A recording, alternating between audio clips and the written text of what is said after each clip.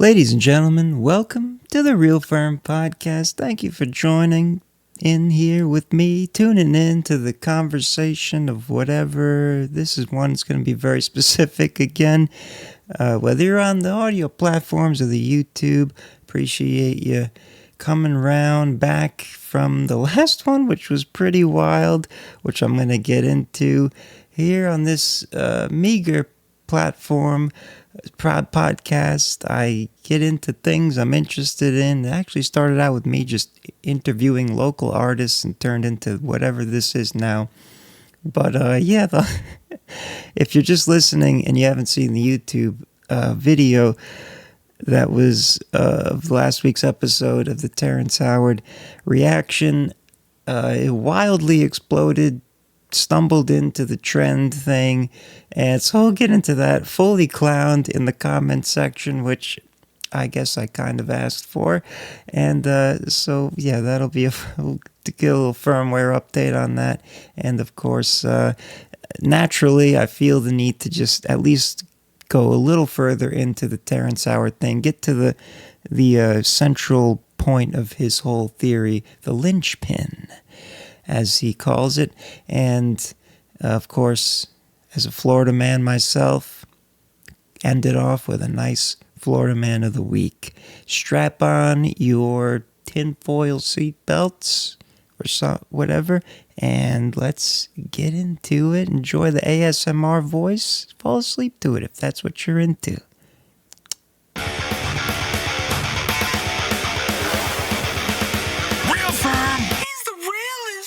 So last week, after maybe a day after I posted the YouTube video, the audio goes live on Tuesdays, and then I upload the video on Wednesday on the YouTube channel here, youtube.com/@RealFirmPodcast.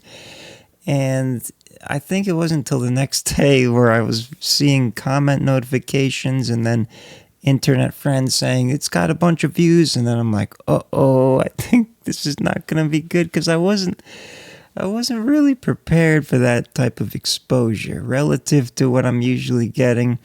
This is an entertainment situation. Like I said, I started out as a music local artist interview, music topics type of thing, but then as things progressed, I found myself needing to just kind of on a weekly basis to fill out the consistency, just talk about things I'm interested in, amongst those music, science, both things I've studied in college, but only the latter that I've achieved degrees in, and also weird, metaphysical, psychedelic types of aliens, all of that, which is why Terrence Howard was so interesting to me, and we're going to get more into him in a minute. But to continue the firmware update, I just want to give more of a expose on my reaction, my own reaction to what happened in the comments section and the fact that it got so many views. So, yeah, I mean, as I said in the episode, again, while I was filming it, I wasn't really expecting it. I knew that I was watching the episode that was fairly fresh. I think it was 2 days after it was posted. I was watching it and then immediately recorded that podcast because I didn't have an idea at the time to talk about, and it just was perfect. Lined up perfectly, stumbled into a trending keyword SEO situation. And then when I was done with it, to optimize the YouTube, because I knew people are probably talking about this online, didn't know the extent to which it went at the time, but I go to vidIQs, one of the things that people use YouTube algorithm, like AI and YouTube help to optimize your videos to get the most exposure and all that kind of shit. So I typed in basically things AI were telling me to use different titles to get the most exposure, and physicist reacts to Terrence Howard, yada yada, was in there. So I was like, let me just why not? We'll put that in there and see what happens. And as I said, for all intents and purposes, I am a physicist reacting to Terrence Howard. But a lot of people, that was one of the things in the comments. A lot of people, some people saying, clickbait, this is bullshit. You took you 5 minutes to even get into the. It's a podcast.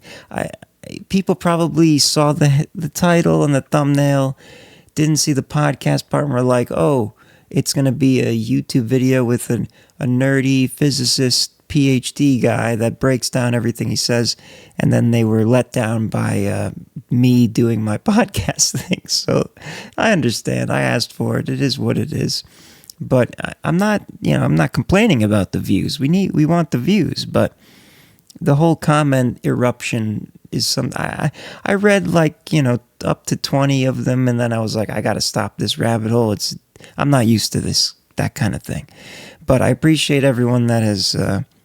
There was a good amount of well balanced. Actually watched the whole everything I was saying and gave me good criticisms of what I was saying and admiring my open-mindedness for it all and giving the two sides to it. So I appreciate those of you who do. But a lot of it was extremism, super Terryology fans, and then super physicist fans that were saying, fuck you for dissing Terrence, which I wasn't even dissing him. Fuck you for even thinking that his ideas are good.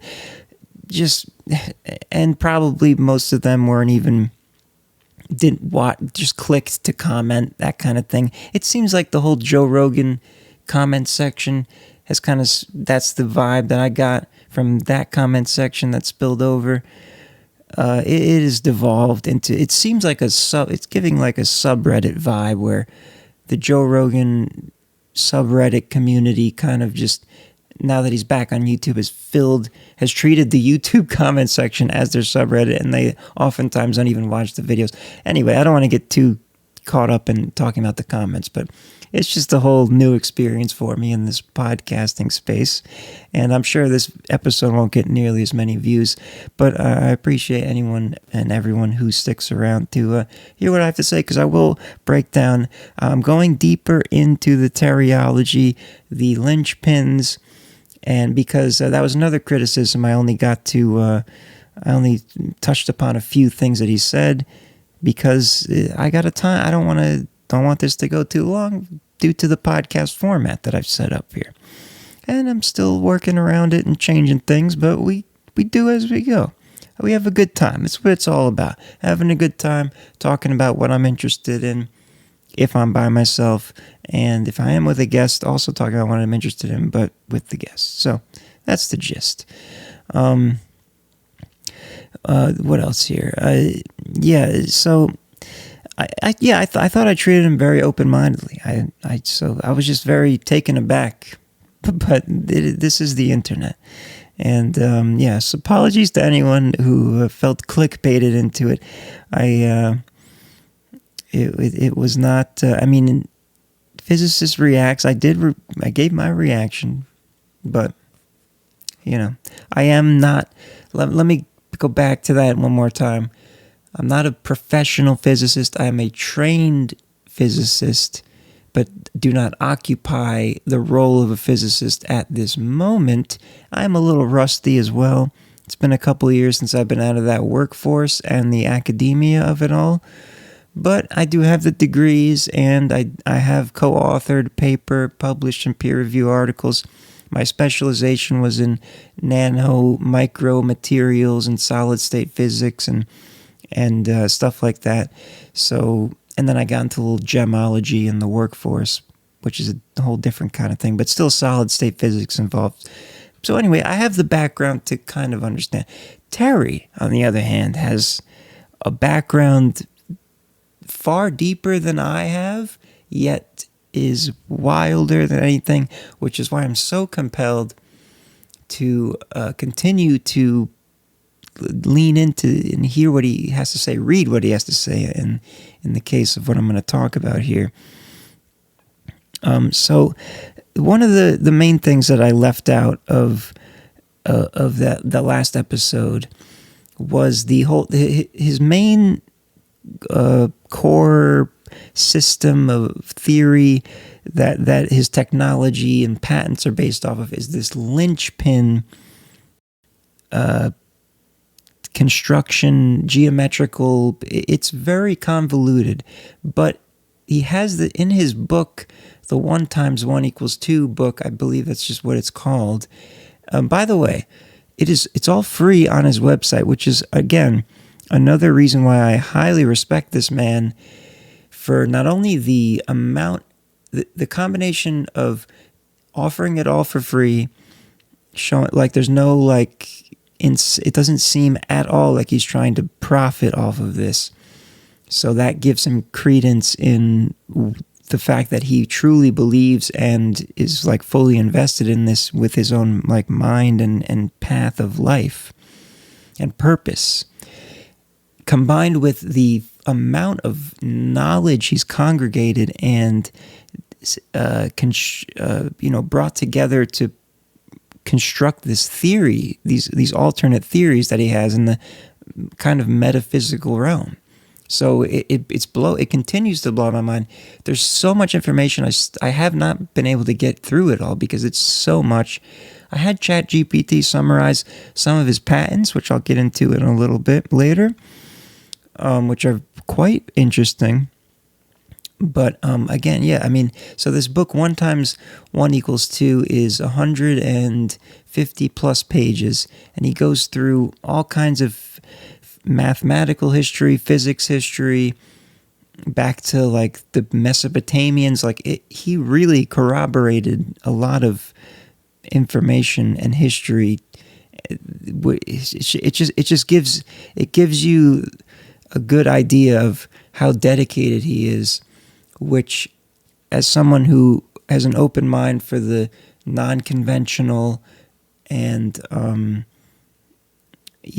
like anti-establishment ideology types, I deeply respect and revere, which is what a lot of people didn't get on the first video. They thought I was condescending. I don't know. Maybe I sounded condescending at times, but again, it was my first reaction to him.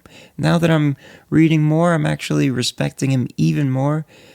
It's still hard for me to get past the 1 × 1 = 2 mathematical proof, but it seems more of he seems like he truly believes that's what it should equal, but the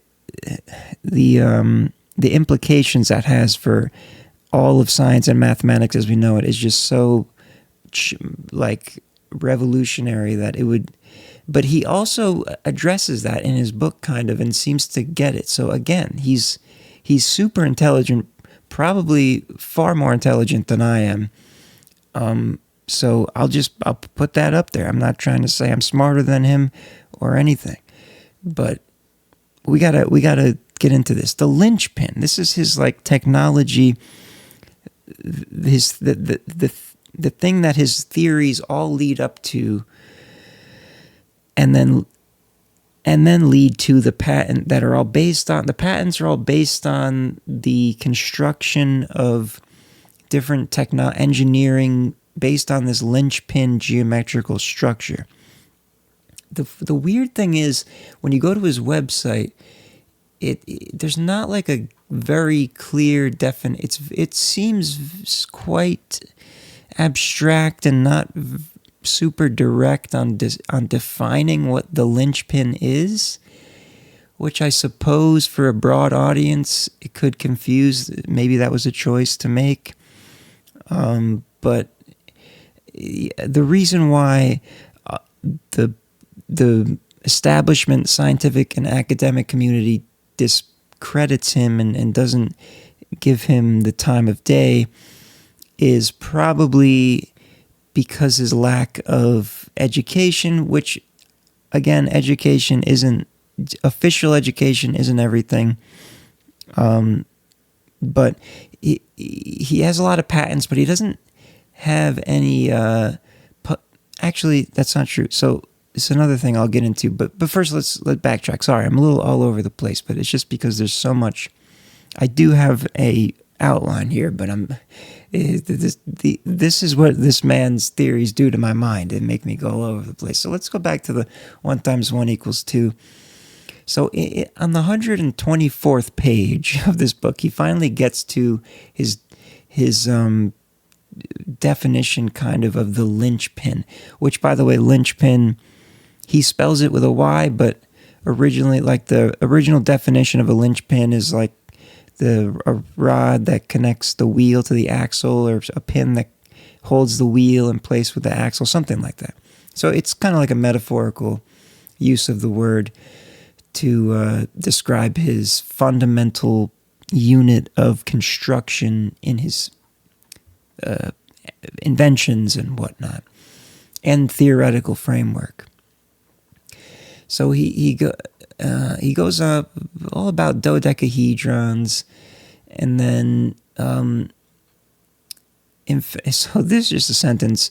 In fact, it is about dodecahedrons. In fact, it is the structure where all numbers meet and become of equal value. It is the detailed geometric manifestation of the cubed root of 1, which mathematically, standardly, is equal to 1, but he later, anyway, I could be remembering this wrong, but sorry, that little sidetrack. The linchpin, and then it starts next. I'll have this on the screen, of course. The linchpin, if you're listening, sorry, but go to the YouTube if you want to see, or look it up. It's all free. Go to his website. The linchpin, the common factor of all things. If mankind knew how to multiply this simple equation correctly, x times x equals 2, x squared equals 2, the square root of 2 not equaling the irrational number that it is understood to equal, which is another thing, like, I still don't fully understand the geometrical. One of the things that I'll be super honest in all my studies of mathematics and physics, geometry was one of the ones that I struggled with the most. I guess I'm not as good with spatial reasoning, clearly, as not nearly as good as Howard is. He's got so many diagrams and everything for this. It is all very confusing to me. I'm more of a just straight data and numbers person. The visual spatial reasoning is a little harder for me to, but I mean, I was able to do it, obviously.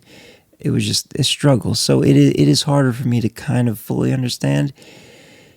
So I'm still not sure exactly how the square root of 2 equaling 1 leads to this linchpin thing, but that's essentially what he's saying. If people understood that this was the case, the universe would be completely understood in all of its multidimensional beauty and for all of its supersymmetrical complexities. A gorgeous statement to make. Something I hope that's true. Again, I really hope in the future, if I hear that Terrence Howard was right all along, I would be delighted, because this is like, it's kind of like string theory. Although string theory is more mathematically rigorous in standard math, but it's the same kind of thing where there's no like physical evidence for it yet, but it's so beautiful that people kind of romanticize that it is in fact the correct mathematical framework for the fundamentals of reality. So it's like, I want this to be true. It sounds awesome. Redefining the square root of 2 to equal 1. I mean, it sounds really cool, but I'm still not fully convinced. But anyway, back to the linchpin. In two-dimensional analysis, it is a confluence of the Rayleigh-Plesset equation coupled with the Trilling equation and Henry's law. Look them up when you get the time, but they all fail to describe true curved space-time. Nevertheless, in three-dimensional space-time, the model of the universe can be expressed. The model of the universe can be expressed in this single geometric equation. 1 cubed, 1 to the power of 3, is equal to pi. Again, for obvious reasons that I've stated before, that doesn't seem to make sense. And I honestly, even if you break it down to like, okay, he's saying 1 squared equals 2 instead of 1. So if 1 cubed, if you take that into account, 1 cubed is 1 times 1 times 1. 1 times 1 is 2. separate that by the property of what, I forget what it's called. So then you have 2 times 1, that would still equal 1, 2. So I don't know how he's equating it to the absolute value of pi as he's indicated here. But again, a whole new mathematical theory he's proposing that I have not fully comprehended. So yeah, he's saying that's the universal expression for all geometry. Wild. So we're still getting to the Lynchpin. But it's fascinating how he comes to this conclusion. This is the neutral condition of all visible matter. It is the reservoir of all zero-point energy and the center of a bubble. It predicts the periodic distribution of the elements of matter. In physics, a quantum or quanta is the smallest measurable phenomenon of any matter involved in an interaction. Very true. The Lynchpin is the lowest common denominator of all matter, either seen or unseen. So that's his first, like in this whole book, that's his first very general definition of the Lynchpin. The lowest common denominator of all matter, either seen or unseen. So basically he's essentially saying, I don't know if he accepts the standard model of particle physics as being true, but regardless, he's saying that underneath the protons and the quarks and the electrons, anything that the standard model doesn't break down any more further into fundamentals aside from string theory and strings, he's saying the Lynch, I guess that's what I'm getting, I'm inferring, that's the correct term, from what he's saying, that the Lynchpin is at the background, the underlying fundamental unit of all of particles and matter and all that. And yes, so he goes on for more stuff that's just, it's continuously thought-provoking, which again makes me respect him so deeply, because it's all so mystifying. And a lot of his detractors say, oh, he captivates uneducated people with his ways with words and using big words and stuff.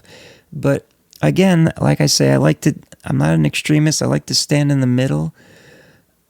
As someone who's educated, I don't have a PhD, but master's and published and stuff like that, I understand enough to where I know he understands a lot of this in a deep way, and he's communicating it in a very expansive way.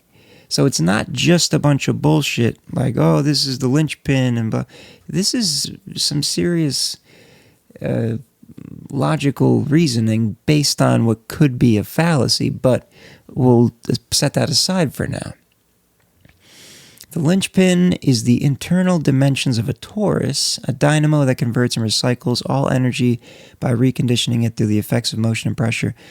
It just keeps going. I mean, it just keeps going, getting wilder and wilder. If I keep reading this, this will go on for another 10 hours. He goes into the flower of the tree of life, the Garden of Eden. He gets into religion. He covers all the bases fully, from real physics to metaphysics and spirituality, which is another reason why I am so interested in him, because I'm one of those people that I came from the standard academic establishment, scientific understanding, training, but then there was a point where I was pretty much an atheist. Several psychedelic experiences just kind of shut that down real quick. I'm not going to get into that in this particular episode, but so I like to entertain the ideas of other unseen, not yet understood things. And again, science is all about continuing to question what is being told to you, including what science has laid out for us in the modern times. So again, props to Terrence Howard for that's his whole thing. He's like, don't just take what everyone's teaching you for what it is, keep questioning it. And he's questioned it to this point where 1 times 1 is equal to 2. So, again, mad respect.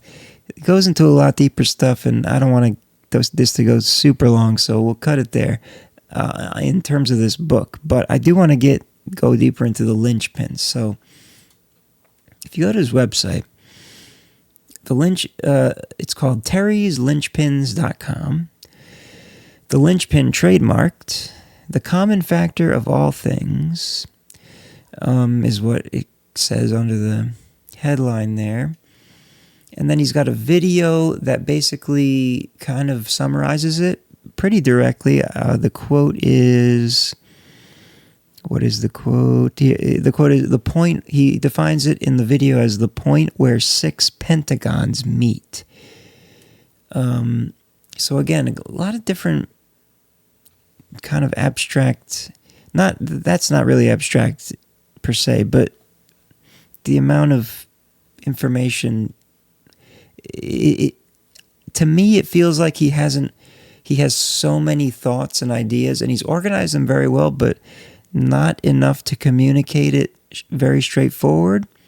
And that just may be for the lack of that being even possible, considering the amount of data and information and knowledge he's made deductions from, that it's just kind of impossible to give you that in one sentence. So I get it, but whatever. The point, so let's get into the patents and the publications, which I briefly mentioned earlier. So I was on ChatGPT because he has a couple patents that he put on the website for you to just download and read and look at all the diagrams. And I used ChatGPT to summarize some of it so I didn't have to read it all and get a little bit of a gist of it. And then I got a very interesting, perhaps bias against him by ChatGPT, which I'll get into in a second. I just need a quick drink/breath break.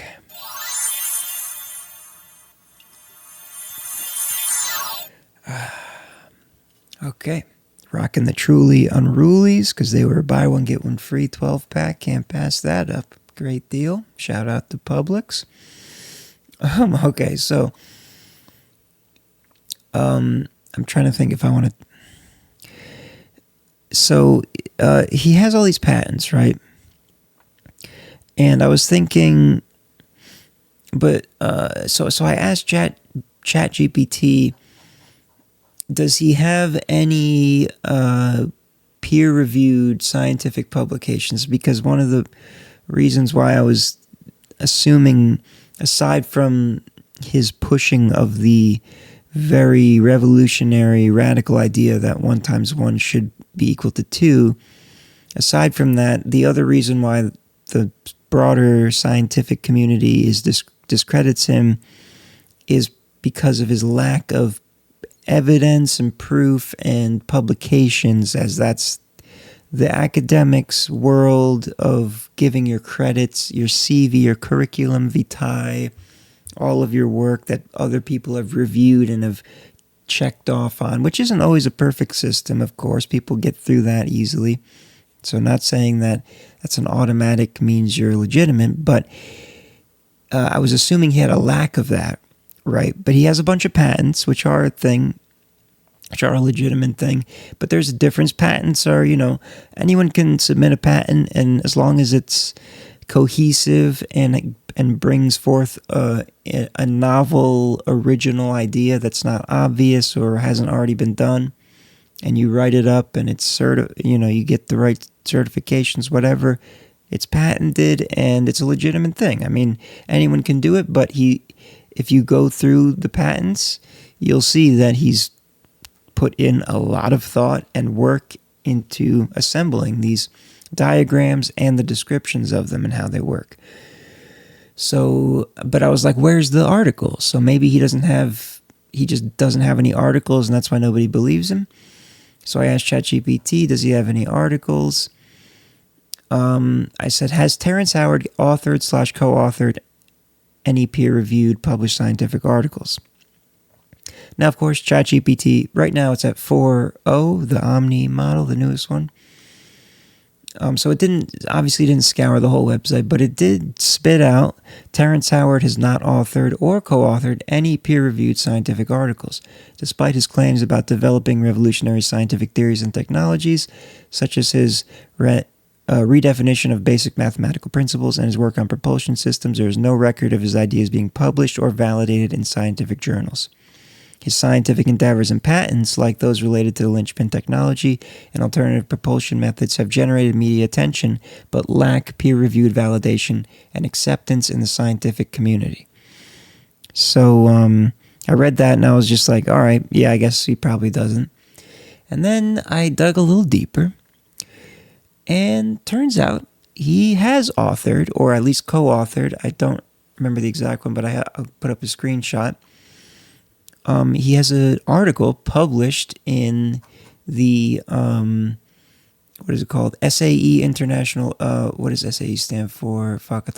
Society of Automotive Engineers, which is a reputable scientific and technical organization. And he has a publication on it about the Lynchpin, a novel geometry for modular, tangential, omnidirectional flight, which... Side note, sidetrack, might be for another podcast, kind of gives me UFO type, early UFO phenomena vibes. But that's a discussion for another podcast. So yeah, he has published a peer-reviewed journal with him as an author about these drones, essentially, with the Lynchpin technology. So it seems like the internet's kind of already against him, which is probably why he went on Joe Rogan. He's trying to get his name. He's trying to get people to respect him more in the scientific community, which I respect inherently. Him trying to get the respect. I'm on his team. Again, I can't, as an agnostic, just person who knows science to some level. I'm not fully on board with everything, but maybe I just, again, his mind is so visionary and creatively insane that I'm not at that level. So maybe if I read all the hundreds of pages of stuff he's written, I would get a better understanding, but we don't have the time. I didn't have the time for that, nor do I plan on it unless he hires me for something, which is not going to happen. So, yeah, he's legit in what he's doing, at least what he's trying to do. But I don't know if this. Hopefully, I want the scientific community to give him a chance. So as a final thing, I do want to read one of his patents, because he did make, in that Joe Rogan interview, he was really hammering. He was he was getting kind of angry, but not angry, kind of just worked up about it, how people weren't acknowledging his patents and whatnot. So I wanted to point one out and actually give my acknowledgement of it. So one of them was about he did a lot of propulsion for weaponry, like projectiles. And there's a patent for, and again, this is all based on the Lynchpin geometry, which I still fully don't understand how that translates, but it's all laid out in the patent. But basically, one of them is about water arc explosion, I guess.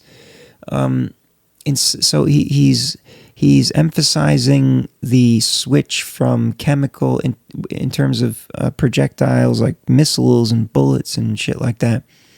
Instead of chemical reactions creating the propulsion, gas expansion and whatnot, he's proposing water essentially being not ignited. Obviously, water doesn't ignite, but being vaporized, being exploding via an electrical arc of sorts.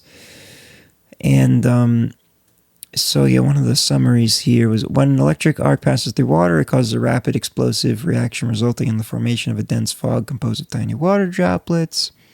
The explosion is driven primarily by electrodynamic forces in the electric arc plasma, which tear apart the water into droplets without significant heating. And yeah, it's like this whole thing of like there's not a lot of heat loss. It's like kind of almost purely converted into mechanical kinetic energy of propulsion of the ballistic or whatever. So you have a water cartridge that contains a small amount of water, an anode and a cathode. Electric pulse is applied and arc forms between the electrodes, causing the water to explode. The explosion creates a dense fog cloud of water droplets that expands rapidly, providing the propulsive force to drive the projectile forward. The explosion does not significantly heat the water, making the process more energy efficient. The electric arc through the water triggers an explosion. Yeah, it's just repeating itself. Sorry, just reading the ChatGPT summary of it. And there's other ones like a capacitor-based propulsion, and apparently 90 others, patents of different things. The VR, again, so much stuff that I don't want to do a whole series on this podcast about Terrence Howard because it's not. I do want to get switch up topics every week, kind of, but because of what happened last week, I felt it was only natural to dive a little deeper. And so hopefully if any of the vitriolic inflammatory commenters are back for another round here, hopefully I've pleased you in at least divulging or getting into more of the depth of it. But those commenters typically just watch a minute or just click on the comment. If you're not, comment right now. Say, I watched the whole thing, and either cool or fuck you, whatever. Keep hate watching if you like. It's good for the numbers. Either way. We'll keep business as usual after this. Maybe we'll return to Terrence Howard at another point. But for now, see how this episode does on YouTube. I'm guessing it probably won't go much past its usual numbers from beforehand, but we'll see. I'm not going to bait it as much as I did with the Physicist Reacts title, because I think that is a little too misleading, which I didn't have the foresight when I originally did that, as I explained earlier. Anyway, I'm over-explaining. It's my personality. I'm sorry. I'm trying to keep it under control. There's a couple other things I kind of wanted to talk about, but it's been almost 40 minutes, so we should go to the Florida Man of the Week. But just to briefly overview of what I referenced earlier about the whole comment environment of the Joe Rogan Experience and the subreddit comment culture. Just observing pretty much every Joe Rogan episode is just pure chaos in the comments section of people arguing with each other, lots of bots. The Red Band episode had a bunch of bots promoting an Amazon crypto. It was bananas. They get like 1K upvotes, but it's clearly a bot with like just tits as the avatar. Or cleavage. It's wild. Anyway, let's end on a light-hearted, completely innocuous Florida Man of the Week. Maybe not so innocuous, but here's the headline for you. Florida man allegedly steals school bus while drunk. May 24th, 2 days ago from the recording of this here podcast episode, a Florida man was arrested on Sunday after police officers caught him driving a stolen bus, reported Fox News. According to the news report, 32-year-old Daniel Saez was charged with grand theft auto after police stopped him in Sarasota. Saez reportedly told authorities he was on his way back to Tampa, shout out, from Miami, to return the stolen bus. He stole the bus from Miami, or maybe let me read some more. He admitted, oh my God, he admitted to being both drunk and high when he stole the bus on Saturday, then drove the vehicle for 4 hours from Tampa to Miami. Oh my God, this is awesome. The Florida Highway Patrol confirmed that the school bus belonged to Hillsborough County Public Schools. Saez was arrested. Saez, S-A-E-Z, was arrested and placed in a county jail. The incident remains under investigation. Absolutely insane. So he stole the bus in Tampa, drove it to Miami. Then on his way back, I guess he had a change of heart and was like, I got to return the stolen bus. Starts driving it back from Miami, 4-hour drive back to Tampa, and then gets pulled over and arrested, fully admitting to being drunk and high when he stole the bus. I'm just trying to return it, officer. I'm sorry. Charged with Grand Theft Auto. And, man, I guess, 40 minutes is indeed the time the camera cuts out. Sorry to the audio listeners. This has no effect on you, but I must mention it for the YouTube portion. I do not have a constant power source for the camera. All right, camera's ready to finish the episode now. Just put yourself in the mind of a Florida man who steals allegedly a full school bus, yellow bus. I mean, unfortunately, there's no picture of the actual Florida man, but it just gives a stock image of a policeman in front of a school bus. So I'm assuming that is what he was driving. School bus belonging. That's right. We already said that. Drives it to Tampa, from Tampa to Miami, back to Tampa. It admits he's drunk and high when he stole it. I mean, this is hilarious. 32 years old, only a year older than me. I can't imagine how you get to that point in life. But shout out to Daniel Saez, Florida Man of the Week, for a very cool crime. He didn't hurt anybody, as far as I know, so, it's pretty cool. But not so cool for him. He is arrested and in county jail. The incident remains under investigation. So that'll wrap it up for this week. Hope you all enjoyed listening, especially if you stuck around to the end. Much appreciated. Hit the like button. Leave a comment. If hopefully leave one that is insightful, critical if you must be, but at least, using your observations and listening about everything I said. Chime in on the conversation. What do you think about the Terrence Howard theories and the Lynchpins and all that? I will respond to them. The last one, there was just too many, overwhelmed, went down the rabbit hole, not used to it. Emotionally disturbing for me to put myself in that scenario, reading all those comments.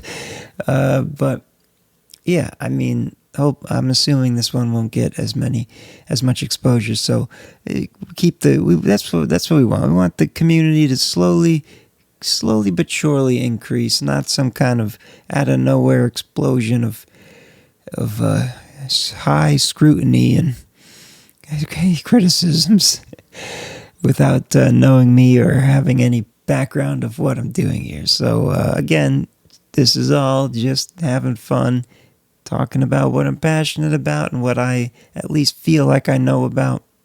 I might be a complete idiot. I don't care. I'm having a good time, and I hope you did too. So have a good rest of the week. We'll be back next week, maybe with a guest, maybe not. We're due for another guest soon. So, wait, which episode number is this? 55. Yeah, so Rockstar Life, One Word, Three Eyes should be on next week, because 56, that's his number. So look forward to that. We'll put that in the books. If not, I'll be talking about something else that interests me. Peace and love, positivity, good times, good vibes. Shout out Florida. Shout out Terrence Howard and questioning the establishment of understanding. Sayonara.